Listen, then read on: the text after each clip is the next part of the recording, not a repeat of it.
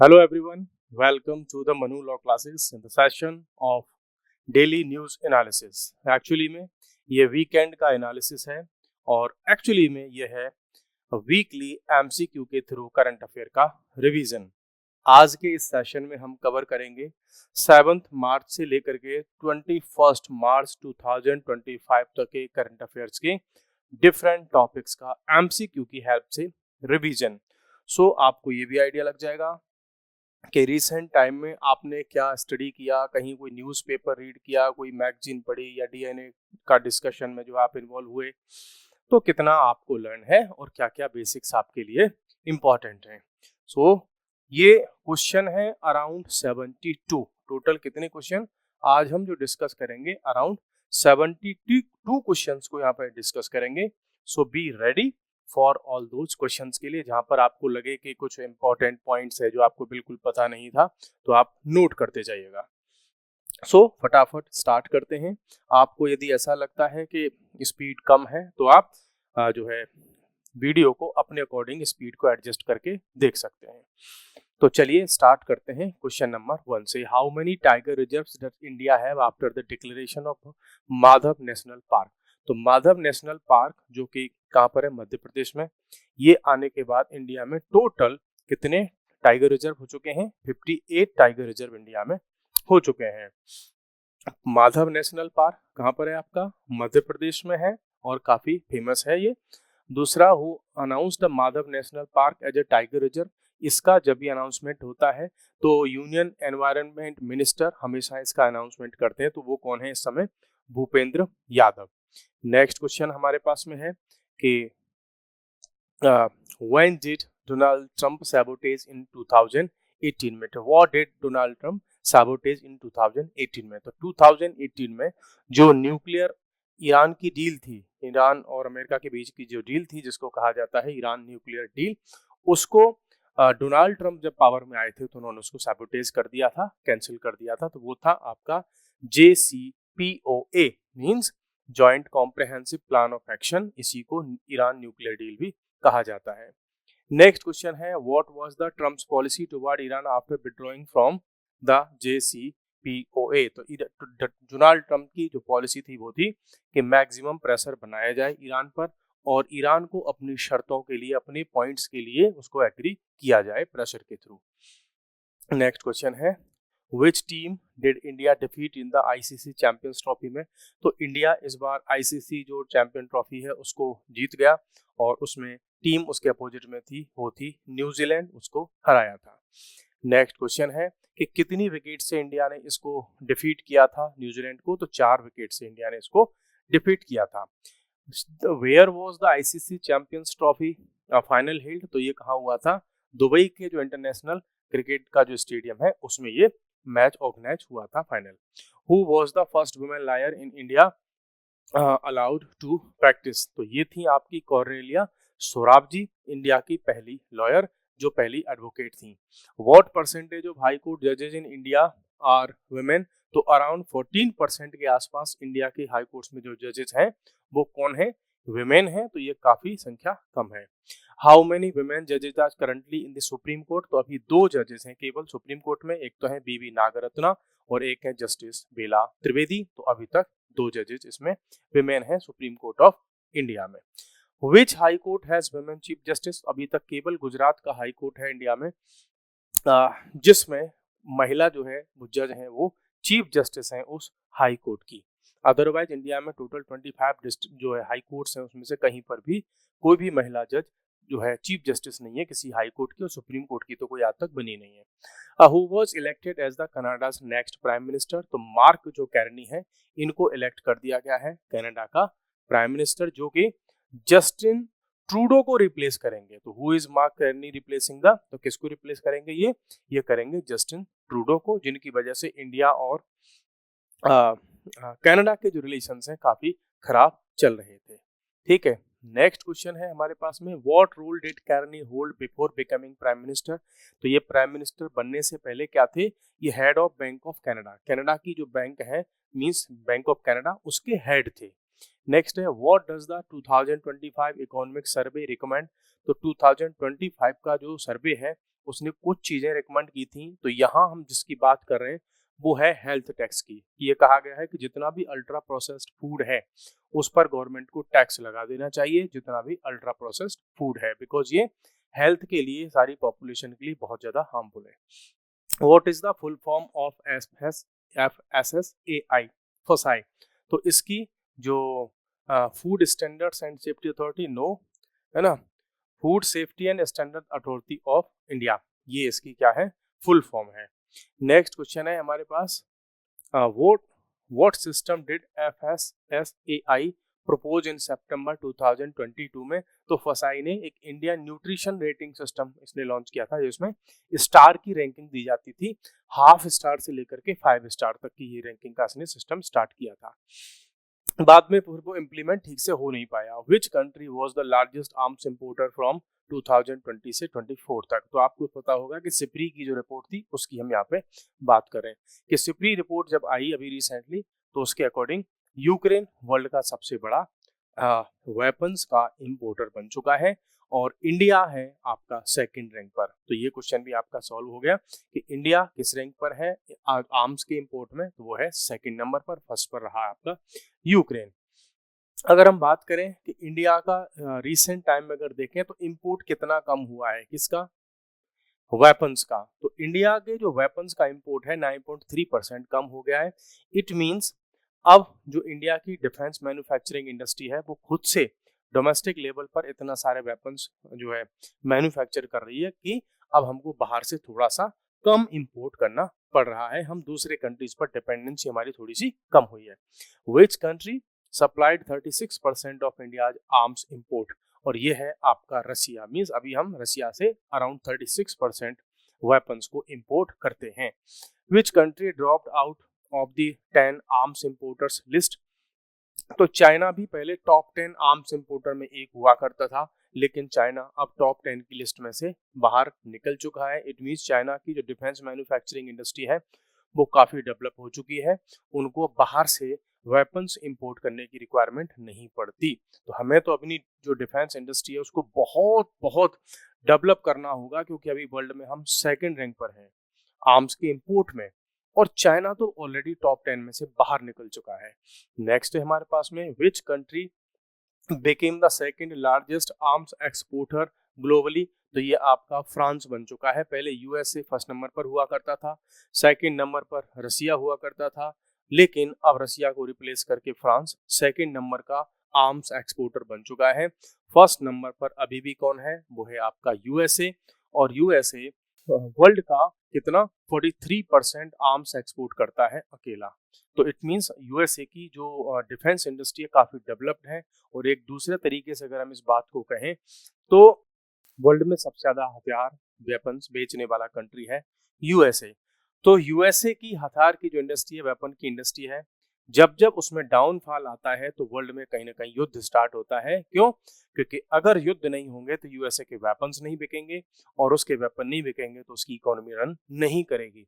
इसीलिए जब भी वर्ल्ड में कहीं शांति होती है तो यूएसए कहीं ना कहीं अपनी सीआईए वगैरह को लगा करके कोई ना कोई वॉर स्टार्ट करवा देता है, जिससे कि उसके वेपन्स बिक सकें।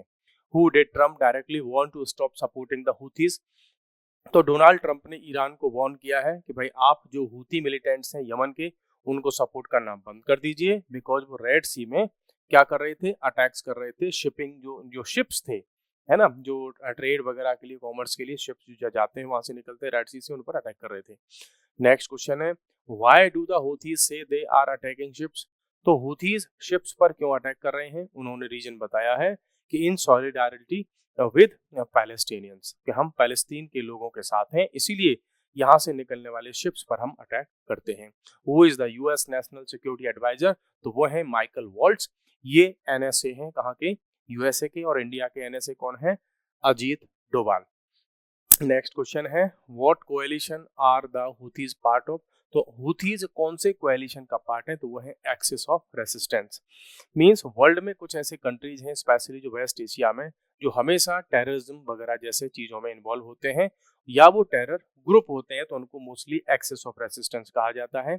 और ये जो एक्सिस ऑफ रेसिस्टेंस है ये मोस्टली फोकस करता है वेस्टर्न कंट्रीज को अपोज करने के लिए। नेक्स्ट क्वेश्चन है, what is the official name of Houthis, तो हुथीज का ऑफिशियल नेम है अंसार अल्लाह, मींस अल्लाह के पार्ट, अल्लाह के ही अंश। नेक्स्ट है which sect of Islam do the Houthis follow, तो हुथी जो है शिया इस्लाम को फॉलो करते हैं, और शिया के अंदर भी जो एक सेक्ट है वो है जायदी, तो जायदी शियाइट है ये, ठीक है। नेक्स्ट हम बात करते हैं what century did Modi call Asia century, तो 21st सेंचुरी को मोदी जी ने क्या कहा है कि भाई ये एशिया की सेंचुरी है, एशिया इसमें टॉप पर रहने वाला है। Who hosted the 4th conference of global intelligence and security chiefs, तो अजीज डोभाल ने इस मीटिंग को जो है होस्ट किया है कि वर्ल्ड के जो टॉप कंट्रीज हैं उनके इंटेलिजेंस एजेंसीज के जो चीफ हैं वो इंडिया में आए सारे के सारे। Who attended the conference from USA, तो यूएसए की तरफ से इंटेलिजेंस की चीफ कौन थी, तुलसी गाबार्ड, वो आई थी इंडिया में और उन्होंने जो है एड्रेस किया, बाकी इंडिया के टॉप लीडर्स के साथ में मीटिंग भी की।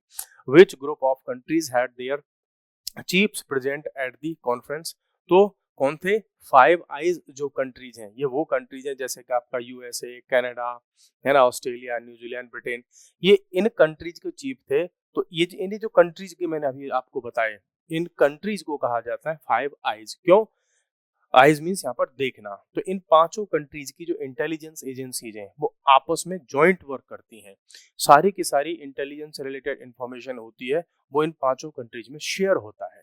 मींस अगर ऑस्ट्रेलिया की एजेंसीज को ऐसा कोई भी इनपुट मिल रहा है कि ब्रिटेन में कोई अटैक होगा, तो वो ब्रिटेन की एजेंसी को शेयर कर देंगे, तो ब्रिटेन अपने आप को सिक्योर कर लेगा। तो ये बहुत बड़ा इनका सिस्टम है, इंडिया भी चाहता है कि इस 5 आइज का हम भी पार्ट बन जाए। विच इंडियन एजेंसी को ऑर्गेनाइज द कॉन्फ्रेंस, तो इस कॉन्फ्रेंस को ऑर्गेनाइज किया था रॉ ने, रिसर्च एंड एनालिसिस विंग, जो कि इंडिया की external intelligence collection and operation agency है। When was the first global intelligence chiefs conference कब ऑर्गेनाइज हुआ था, तो 2022 से ये चीफ्स का जो कॉन्फ्रेंस स्टार्ट हुआ है वो आज तक चल रहा है, ठीक है। नेक्स्ट क्वेश्चन है what did Trump call the Houthis, Houthis को ट्रम्प साहब ने क्या कहा है, उनको कहा है कि सिनिस्टर मॉबस्टर्स, मींस ये पापी, गुंडे, बदमाश, गैंगस्टर टाइप के लोग हैं, उनका ये ग्रुप है, कौन, हुथीज। नेक्स्ट है how many astronauts return to earth after 9 months in space, ठीक है, स्पेस से अभी 4 लोग वापस आए हैं, और वो चारों लोग कौन कौन हैं जो स्पेस से आए हैं, बच जो है Wilmore, Sunita Williams, Nick Hague और अलेक्जेंडर गोरबुनो, ये 4 लोग हैं जो भी स्पेस से वापस आए हैं, जो इस समय वर्ल्ड में छाए हुए हैं। What was the duration of the astronauts mission, तो इन एस्ट्रोनॉट्स की मिशन की जो थी, जो मींस जो ड्यूरेशन थी वो थी 286। हुआ ऐसा था कि नॉर्मली अभी तक की हम बात करें तो इससे पहले की, तो जो भी स्पेस स्टेशन में जाते हैं वो 6 महीने के अंदर अंदर वापस आ जाते हैं, ठीक है, अराउंड 180 डेज में। लेकिन जिस मिशन से ये गए थे उस मिशन में कुछ प्रॉब्लम आ गई तो ये वापस नहीं आ पाए, इसलिए इतने टाइम तक वहां पर ये रहे, और अमीर जानबूझ करके नहीं बल्कि ये फंस गए थे इसलिए रहे। Which spacecraft brought the astronauts back to earth, तो उन वहां से इनको वापस लेके आने वाला स्पेसक्राफ्ट था space x crew dragon freedom, ये याद रख लेना, ड्रैगन फ्रीडम एग्जाम में आएगा तो आप इसको ध्यान रख पाओगे। नेक्स्ट क्वेश्चन है where did the spacecraft splash down, तो फ्लोरिडा की जो कोस्ट है, ओशियन वाला जो रीजन है फ्लोरिडा में, यूएसए का एक प्रांत है, प्रोविंस है फ्लोरिडा, वहां पर वो सबसे पहले लैंड किया, स्प्लैश डाउन किया वाटर में। What temperature did the freedom capsule experience during re entry, तो 2000 डिग्री तक उस कैप्सूल का टेम्परेचर पहुंच गया था, जो कि बहुत ज्यादा है। What greeted the capsule after splash down, तो a pod of dolphins and recovery boats थी जिन्होंने इनको वेलकम किया, जो है तो ये काफी एक अच्छा वीडियो वगैरह जो है बन चुका है, इस पर सोशल मीडिया पर छाया हुआ है। How long after leaving the ICS did the astronauts land on earth, तो जब ये वहां से आईएसएस से वापस आए थे, यू नो आईएसएस क्या है, इंटरनेशनल स्पेस स्टेशन, जब ये वहां से वापस आए तो इनको 17 आवर्स का टाइम लगा वहां से अर्थ की तरफ आने में और अर्थ तक पहुंचने में।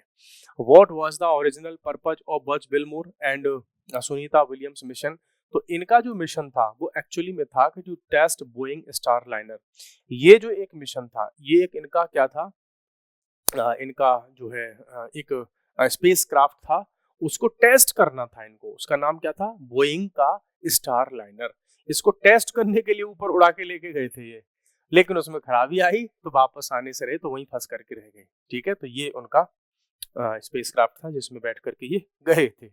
ठीक है, why did not the Boeing Starliner bring astronauts back? तो ये क्यों नहीं ले पाया? क्योंकि it developed problems and return empty. ठीक है, तो उसमें वो वापस नहीं आ सकते क्योंकि इसमें प्रॉब्लम हो गई थी। What is the world record of the longest single space mission? तो अभी तक वर्ल्ड में सबसे ज्यादा स्पेस में रहने वाला कोई व्यक्ति है, उसने रिकॉर्ड बनाया है 437 डेज का, जो कि वैलेरी पोलियाकोव है रशिया के, इनका अब तक का सबसे बड़ा रिकॉर्ड है स्पेस में रहने का। ठीक है, तो मींस 1 ईयर से तो ऑलरेडी ज्यादा हो चुका है।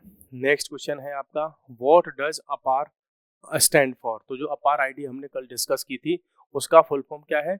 Automated permanent academic account registry, जो कि इंडिया के जितने भी स्टूडेंट्स हैं उन सबका एक रिकॉर्ड, एक आईडी डेवलप की जा रही है।